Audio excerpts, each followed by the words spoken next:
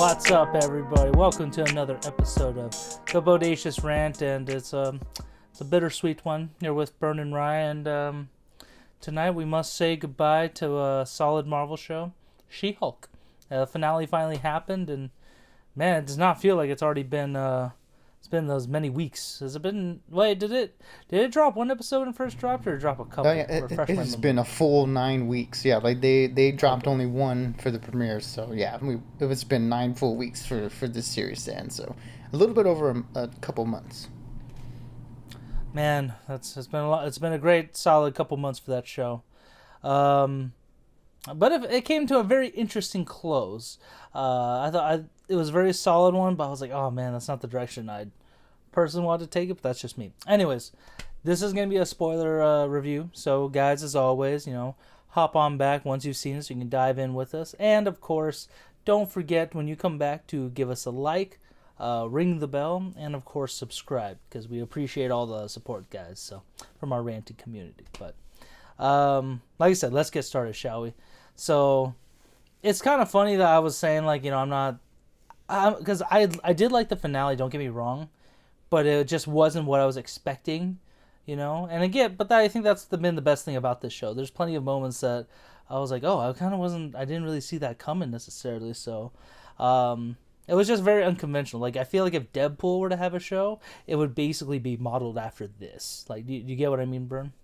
Yeah, I mean, because based on like the comics, She-Hulk and Deadpool both, they are the ones that tend to break the fourth wall and acknowledge that they are in comic books. So, for Deadpool to do that in the two movies that he's done, with the very meta nature, especially at the end credits of the second movie, and then now here for She-Hulk in this final episode, yeah, like these are the only two characters I think that you can sort of pull this whole thing off with, this whole meta nature breaking of the fourth wall type thing, to this extent, at least. Yeah, just because, she's still reeling from being imprisoned from her episode last week, actually. It's kind of like episode and episode, because she had like a little bit of a anger episode. That was her first one. And I like the intro in the beginning, how it's kind of like, I think that's supposed to be modeled after the original Hulk TV show with with Lou Ferrigno. So I thought that was it was actually pretty. I like that it's really cool when some like shows and movies are able to kind of achieve that old fashioned, like, grainy camera look, because it adds a little more authenticity to it. So yeah. I thought that was funny. It's like why the first like 3 episodes of WandaVision were really unique, because they emulated the old sitcoms, like the 50s, 60s. So that was pretty cool. Yeah, and I like that they did here, paid homage to the old Hulk show, the Bill Bixby, Lou Ferrigno one, like you said. Yeah. So yeah, that was pretty cool. I do like when we kind of do some throwbacks, and like sort of just recently Werewolf by Night did, with the 1930s Universal horror movies. So I do like these visual throwbacks that they've been doing lately. Yeah, the special effects just keep on getting better every year. So that was great. And as she's trying to figure out this whole thing, like who Intelligentsia is, because I guess it really was created to target She-Hulk, like I thought it was just a random hate site, but no, I guess it started when we find out this episode. No, it started because of her. Like, we're trying to basically throw her under the bus for. Oh my god, that was so bad. Just when Pug had to go undercover at that stupid Intelligentsia thing, because Nikki couldn't get anywhere, like, looking these people up. So, oh god, I felt bad for him. And then just like, just talk about females. Talk to us. Talk about ladies as females. Just females, am I right? And they're like, yeah, exactly. Like, just a bunch of fucking tools. Yeah, like, man. say she only got her powers because of nepotism, and that she banged her boss. It's like just awful things that like, that women get accused of when they reach a certain status. Yeah, and then that douchebag from the DA's office that she used to work with, I forgot his name, the guy who thought he was dating Megan Thee Stallion, he made up a whole thing like, oh yeah, we dated for a good time during the DA's office, and she was crazy before. It's like, oh my god, who's gonna, like, okay, of course people are gonna believe that, just because it's a good commentary on, like, when shit like this happen, like with kind of like the Me Too movement, or any time a woman, like, something goes wrong for them, you know, there's always all these people that will come and just kind of like say whatever they want about it just because they could. So it was just like, God damn it. But that was great. And then we find out that Todd, that dipshit from the last few episodes, has been responsible. He's Hulk King, which is, it kind of made sense, you know, that he would be responsible for all of it because he's just a weirdo and just a total tool. So that was cool. And I just like that it played on the typical kind of like Marvel trope or like all the shows where all this shit has to happen in the end, like when Abomination and Hulk are like, Hulk comes out of nowhere after being MIA, Abomination is fighting him, Todd becomes a bro Hulk, I guess is what I would call him. Just... Titania shows up randomly. And then I like Nikki's comment, just, does this bitch ever use a door? Yeah, she just keeps cooling Matt into all these places. I thought that was just such a good comment. I laughed out loud for that part. Just, oh shit. So much shade. And then her breaking the fourth wall of like a Disney Plus menu was pretty great. The whole Marvel thing and just, okay, hey Marvel, I'm coming to you. Like, okay, fine. And her being on the production lot at like Disney and stuff was pretty crazy. Kind of reminded me of like Looney Tunes a little bit, but also just you seeing a Marvel hero just walk around. And when she goes to the writer's room, that was easily one of the funniest things of this whole episode. Is just they're like, I'm gonna go talk to Kevin about this ending. This is ridiculous. It's like, you can't talk to Kevin, okay? His worth is immeasurable. I will kill I would you. kill myself for you. Like, oh my god.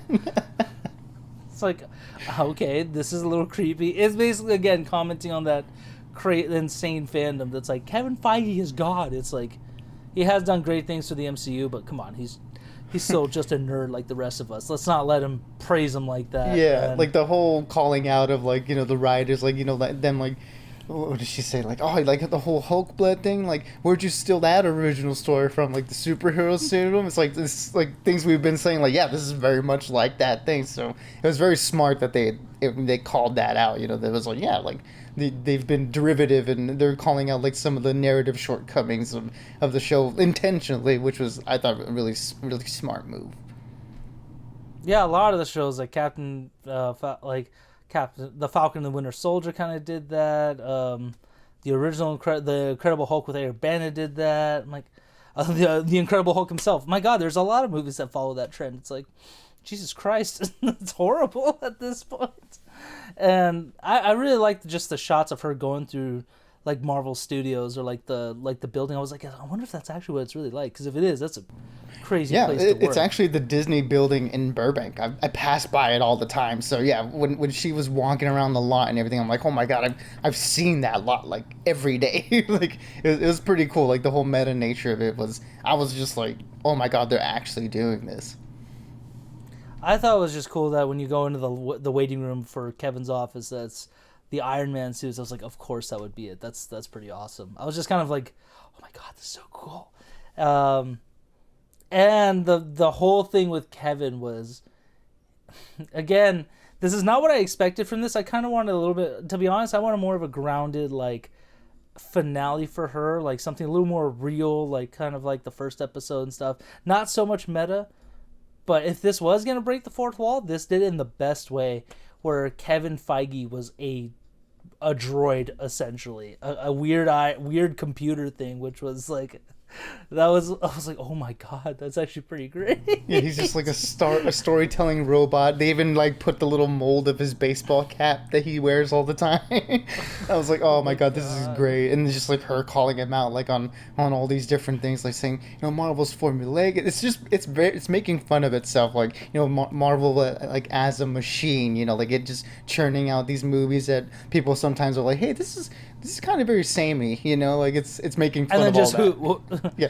Kevin saying who says that, like in their angry voice, like, oh my God, dude, relax. And I just loved her little her little like comments, just because she's such a goober when she's like, Hulk smashes, you know, everything, stories, occasionally Daredevil, like. And I forgot the other face she makes, but just like the daddy issues thing, you know, like Iron Man's got daddy issues, Thor's got daddy issues, Loki's got same daddy, same issues, like, and just her face, just like, like damn. Yeah, when are we gonna get the X-Men? Like, Oh, that's right. She's trying to like win over the fans. Like, come on, guys, I'm with you on this one. Again, she's awesome. I think Tatiana Maslany has really, you know, put a great benchmark in the MCU. She's such a great addition to it. And this show, even if you don't like the show, she does a great job in it, in my opinion. But, and then just Kevin saying, "You're never welcome back here. Don't ever come back." It's just, you can't find out. Like, oh, whatever, Kevin. And it wrapped up See you pretty in well. the movies. Really? No. Like, you're not going to be in a movie. It's like, oh, asshole. And then she basically got everything she wanted. You know, made Abomination accountable for his actions, because it kind of makes sense. Like, he's a hippie. Why wouldn't he? Like not a hippie, but he's kind of been more of like a spiritual dude. So of course he's gonna kind of acknowledge that. Yeah, and I do like that he wasn't a bad guy. Like, you know, he was just kind of like an idiot. You know, like him like when complete when he idiot. first came out and like into this crowd, I was like, oh no, like is he part of intelligentsia? But no, he was just, you know, a hired, you know, motivational speaker, like speaking in generalities. You know, like, you guys overcame your things and you're all better now. It's like, okay, like. It is what he said it was. Like, he was just profiting off of it. Like, just being a motivational speaker. Idiots, complete intolerable idiots. That happened. They got rid of the whole Todd Bro Hulk thing, which is, again, yeah, it was kind of getting a little bit ridiculous. But at the same time, like, so what did they take the blood for? Unless that was just a whole fourth wall thing they expected to just, you know, axe. That's kind of a little confusing. And I can see how that may be a frustrating thing for the fans. It's like, so what was the whole point of that? Yeah. Like, the blood stuff. Unless, again, like, because if it's all just a throwaway, then it's like, why even spend credit scenes on it? I don't know. I can see it, like, actually, I mean, the way I see it is that that entire plot line was basically sort of a red herring. You know, like, it's one of those things where it's like, it's, you know, the season as a whole has been, like, setting us up to get what we thought we were going to get, which was just like a traditional finale, right? Like, we're just going to get like this big fight, you know, at the end where She-Hulk's going to like beat up whoever the bad guy is, you know, the Hulk King, after he like takes her blood or whatever. So the way that they set that up to be a red herring, I can see people having issues with that for sure. Like, I wouldn't fault anyone that, you know, was invested in that particular storyline and wanted to see that come to fruition. So, you know, I totally get it for anyone that dislikes how that turned out. But I do like that, you know, within this whole like meta narrative, that's something that would be shoehorned in a traditional sense. But here it's like, they acknowledge that, you know, the story doesn't really need that. You know, like, Todd is not a piece of shit because he's, you know, he can become the Hulk now. Like, he's a piece of shit because he's, you know, he's an entitled misogynist asshole. You know, like, he doesn't need the superpowers to be any more evil than he already is. You know, like, especially after what he did at the end of last episode. So for that, you know, I'll give it its props and stuff. So, but I can totally understand it, like, if people were a little bit let down by that particular narrative strand, since it was a red herring, you know, like a setup to ultimately something that turned out to be nothing, you know? Yeah, like I said, I still enjoyed it, but I can definitely agree with that argument that it's like, that was a stupid ass thing to do. I'm like, yeah, but at the same time, looking on the other side of it, this has been a show that broke the fourth wall the whole time. So of course she's gonna acknowledge any plot points in this show. So you know, it's kind of for both of those crowds. Like, oh, if you wanted the serious stuff, cool. If not, then the fourth wall stuff is still fine. I just like that. I just wish we got a bit more of an epic, kind of an epic finale, but at the same time somewhat grounded. I wish we kind of get a bit more of a fight scene, but it still worked out. Daredevil showed up out of nowhere, which Charlie Cox, he's always a gem. Yeah, so that was funny. She was like, we got to have Daredevil back. You know, the woman has needs. It's like, yes, you do, yeah, Jen. I'm like, oh my God, like, Jen, cool it, please. But at the same time, hey, that's a fling that could potentially turn into something, which I'm keep my fingers crossed, because both those actors had a really great connection. Like, I mean, even if they don't in real life, they sold it really well. Where it's like, I totally want to ship this, but that was funny. Todd goes to jail. I'm glad that Nikki and Pug were actually her friends from the beginning. They weren't just, you know, POSs, because that's how they could have set it up, but they just said, like, no, they're your friends till the very end, kind of. So that was cool. And the family barbecue was great, where they're asking Matt all these questions, like, oh, so you don't have money. Well, I don't do it for the money. I mean, well, what? How are you going to raise kids in LA? Yeah. It's like, oh, well, I didn't realize this conversation was going anywhere. And the dad's like, no, it's going there, so you better prepare yourself. Like, oh my god. Doing that typical And parent thing, it's like whenever you're dating the person, it's like, so when are you getting married? It's like, oh my god, like slow down. and then Hulk finally did come back, which again that part kind of fell a little. It could fall a little flat. I was like, oh, okay, cool. It kind of explained it because we kind of figured he's from Sakaar, and if you're a true Marvel person or you kind of know any of the Hulk stories, you knew this was coming. Where he's like, guys, I have something to introduce you to. This is my son, Scar. Which he was a vastly different look. He still looked pretty cool for himself, don't get me wrong. But compared to like a Viking warrior looking Hulk, he's more of like just a weird tribal looking dude with a weird tank top shirt. And Jen's face is just like, he's got a kid? I just kept thinking of the campaign with that one. So you've read when does Scar show up in the World War Hulk comics, or was it like Planet Hulk comics? I don't know too much about the character. So I haven't read anything with Scar in it, but World War Hulk at the end when he essentially gets defeated by Sentry and kind of gives up his conquest on the Illuminati and the world. That's when it kind of has an extra page, like an end credit page, where it's like Scar comes from Sakaar, like Scar rises out of the ashes of Sakaar, like his dead wife basically created him still. So I was like, oh fuck, like that sucks. But from what I heard, Scar, he starts out as a villain, becomes more of a hero, and I believe eventually an Avenger. So I think hopefully we'll see more of not only She-Hulk, but we'll get a little more info on Scar in the future movies and stuff. I think he'd be perfect to come out in like Marvels or something, just because being from outer space, they're in space. I don't know how they'll write that or what they're gonna do. But other than that, I thought it was like a nice little thing. Like, he looked a lot like Mark Ruffalo. It kind of reminded me of Robbie Amell, the person that they modeled the Scar from. You know what I mean? Yeah. And I don't know if that was just me or not. I mean, that's a good call. I wonder like if they did cast an actor for that role. I didn't check. Like if there was just like someone just playing the CGI model or whatever, and they're gonna cast them like properly in the future or something. So I didn't take a look at that. So yeah, I wonder who is gonna play Scar going forward. Yeah, I'm very curious about that. Other than that, like I said, it was a fun season overall. And then the end credit scene where Blonsky, again, he escapes prison, sort of, because he takes up Wong staying at Kamertage. Like, he's like, oh, if I'm going to be in jail for 10 years, I'd rather be at Kamertage. Like, let's go. Do you have Wi-Fi? Oh, yes, yeah, we have Wi-Fi, what's the fridge situation? It's kind of a community thing, you take here and there. It's like, okay. I was hoping Madison was like there too, like in the back, like Wongers, like what are you doing? Like, oh, we have another like TV buddy or something. I'm bummed we didn't get to see more Madison. I know. We only saw her for that one episode. Like, I was like, damn it, she was such a joy to have. I would honestly rate this season overall a 4 out of 5. I think this is a very good pilot season for She-Hulk. I hope we get another season 2. I don't know if they have confirmed. I haven't really paid attention, to be honest. But I want to see either another season or at least more She-Hulk and everybody else in the other shows and movies going forward. So that's my ranting on it.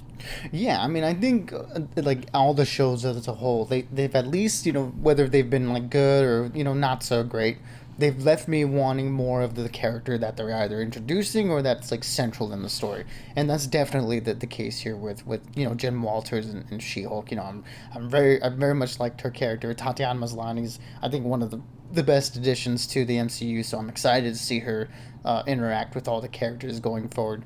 And I too really did enjoy this series. I know there was a lot of like bad like things online where people were like trolling and hating it, but it was just so great to like watch the show every week and see that being like called out on the daily. Like they knew the reactions that they were going to get from this series. And remember, these things aren't being made like week to week. Like these things were written and shot like over a year ago. So the fact that they were able to predict all that is I got to tip my hat off to the writers for integrating that into the storyline. storyline and making like a big show out of it, which I thought was really smart. So yeah, like this entire series was a lot of fun. It was exactly what it said it was going to be. You know, just sort of like a slice of life. You know, superhero sitcom comedy. You know, courtroom type thing. And that's what it was. You know, it was just a lot of fun. It was wacky. I understand people may not be really liking this sort of tone that we're getting, at least, you know, from this show and from Thor: Love and Thunder. But someone like me who wants, you know, to see Marvel stretch their legs a little bit more and sort of reach out really into these other genres, and especially comedy, I felt like I got exactly what the show was at least pitched me on, you know. So yeah, for me it is also going to be a 4 out of 5, and I did really like the finale too, and like its meta nature and stuff. So I'm eager to see how that particular piece is going to play into either her character going forward, or you know, the next season, if there's going to be one, which I hope there is. Yeah, well, I would definitely want. Like I said, I'm definitely down for another one. Anything else that I cover everything, Bernie, or was there anything else that caught you in this one? No, I mean, I guess, you know, just one thing I'll say, you know, after saying a lot of positive things, just the only negative thing that I did have to say was, it was a little bit like underwhelming where we kind of came back from after the fourth wall break. You know, once we're going into it, like everything's popping off and getting really chaotic, and when we come back from, you know, her encounter with, you know, Kevin, everything's just sort of resolved. I was hoping they would sort of like rewrite it and set us back into that spot where things were going down, so we could get kind of like a proper end, you know, like to that climax. So that was like that's what I was hoping to. So that was like, yeah, my issue with that. Like, I hope like once we got back and like, oh, you know, he's arrested and like, you know, everything's over, I'm like, oh man, I kind of wanted to see how this new, you know, rewrite was gonna like, you know, pay off, and we basically just got the resolution to it, other than the new build up for that. So yeah, that kind of left me wanting a little bit more from that, you know, particular interaction. But other than that was the only thing that I took issue with. Kevin was lying. There was no more room in the budget for this show. There you go. Oh yeah, that was great when he said, like, you know, please change, like, off camera because it saves money for the budget. We our VFX workers are moving on to something else, and then we hear the little Wakandan drums. I was like, yes, I'm excited for that. Hopefully the VFX teams were treated well for that movie, for sure. Hopefully, man. All the production and, you know, effects crews really deserve that. But yeah, guys, what did you think of this show overall and the finale? Did you love it? Were you kind of in by it? Did you feel underwhelmed by it?